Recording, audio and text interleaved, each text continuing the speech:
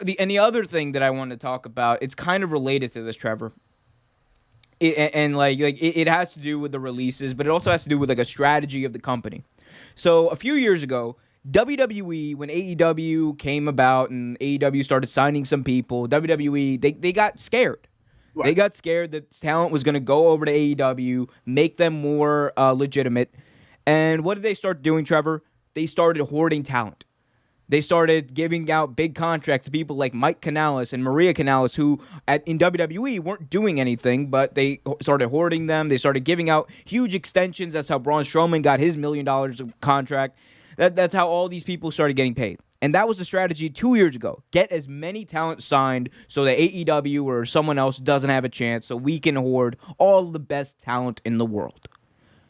Fast forward 2 years later, they're letting everybody go, and it's weird. Like I'm having trouble, kind of like reconciling this change in strategy. WWE had 2 years ago of hoarding talent, and now and signing them to long term deals, and now just letting them all go. Like what do we make of that?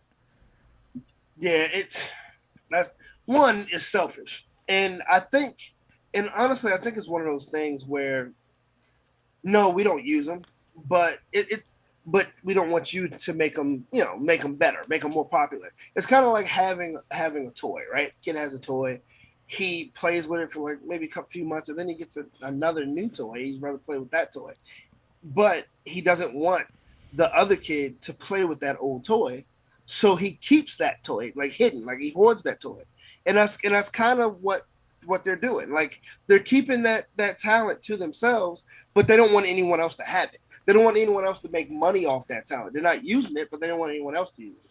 It's very impulsive. Like that's what I'm getting from. It's very impulsive. It's like they're just reacting to the first instinct they have. It's back when AEW came out, first instinct, the first impulse was, oh, let's just get everyone signed. And now it's like this idea of maybe selling the company, maybe just getting profits from stocks, who knows, Right. is in their minds. So it's like, oh, okay, let's make profits big. And like it shows that they don't have any sort of long-term planning right now. No, No they don't. sort of long-term planning at all. And I mean, look, I wonder how the other superstars are feeling. You gotta feel like on edge because you don't know when you're gonna be called up to be released. I mean, obviously that's the other thing, Ben. See, and that's the part of not having a union in wrestling that makes being an independent contractor working for a company like WWE so scary, because you don't know when your last day is, because this proves a company can let you go at any second. And that is why I will say it till I'm blue in the face, Trevor, and I said it on the stream, I'll say it again. World Wrestling Entertainment hates their talent. They don't give a shit about them, and it's terrible.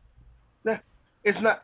It's not fair. It's anyone. I asked a question last week, and the question was, is there anyone that watched this show that truly enjoys watching Raw?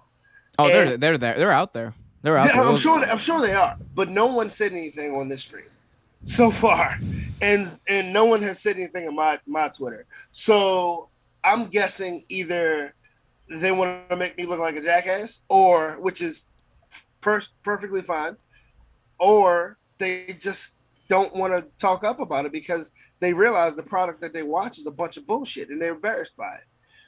yeah, I mean, see, for me, Trevor, it's just one of those things. Like, I don't understand.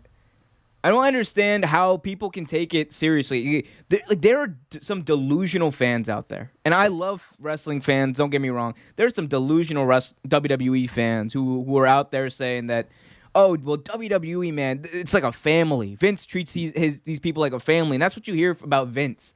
Like CM Punk said something very similar. He's like, "Oh God, well, we're a family, pal, and this is a family." And you hear this from people like Bruce Pritchard on his podcast, like, "Well, WWE is a family. There's a family. It's a family. It's not. It's a company. It's a money-hungry, greedy corporation, is what it is. They don't care.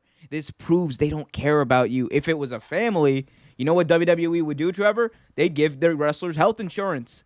You know, if Exactly. it was a family, you know what WWE would do, Trevor? They'd give their wrestlers fully guaranteed contracts. If they were a actual caring family, Trevor, they would be employees and not just independent contractors, or they'd at least be allowed to use their likeness, their own likeness, to make a profit away from the company so they can have some sort of financial security. But It's, no. it's a family. It's a very dysfunctional one, but it's a family.